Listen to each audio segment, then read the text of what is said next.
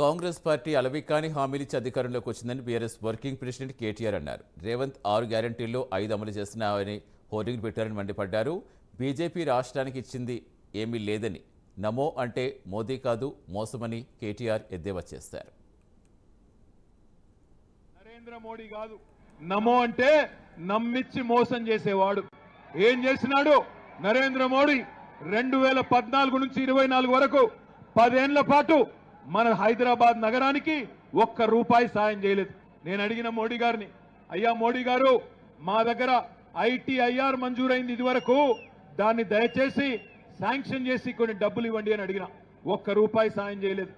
హైదరాబాద్ కు వరదలు వస్తే మూసీకి ₹1 సాయం చేయడు. మెట్రోని విస్తరిస్తామంటే ₹1 సాయం చేయడు. ఉద్యోగాలు తెద్దాం, పరిశ్రమలు తెచ్చుకుందామంటే సహాయం చేయడు. మరి ఎందుకు మనం నరేంద్ర మోడీ కోటేయాలా?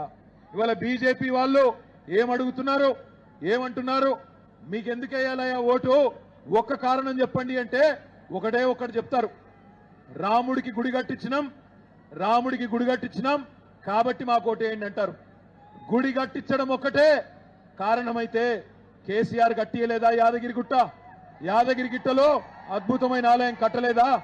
బ్రహ్మాండమైన దేవాలయం కేసీఆర్ గారు, ప్రాచీన శిల్పకళా సంపద, నవీన కళాకారులతో అద్భుతంగా 1000 ఏళ్లు నిలబడే విధంగా యాదాద్రి గుడి కట్టించింది కేసీఆర్ కాదా? కానీ ఎన్నడైనా దేవుణ్ణి అడ్డం పెట్టుకొని రాజకీయం చేసినామా? ఎన్నడైనా రాజకీయం కోసం దేవుళ్ళను వాడుకున్నామా? ఇక్కడ 3 పార్టీలు ఇవాళ ఎన్నికల బరిలో ఉన్నాయి. కాంగ్రెస్ పార్టీ అరిచేతిలో వైకుంఠం చూపెట్టి, మోచేతికి బెల్లం పెట్టి, నోటికొచ్చిన హామీలు ఇచ్చి అలవిగాని మాటలు చెప్పి అలా అధికారంలోకి వచ్చింది.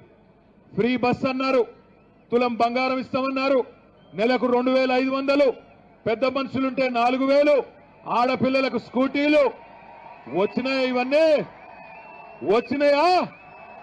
వచ్చినాయా రాలేదా? అస్సలు రాలేదు కదా. మరి కాంగ్రెస్ పార్టీకి కర్రు కాల్చి వాత పెట్టాలన్నా వద్దా? బరాబర్ పెట్టాలి. అట్లయితేనే పిచ్చవాగుడు వాగుతున్న రేవంత్ రెడ్డికి బుద్ధి వస్తుంది.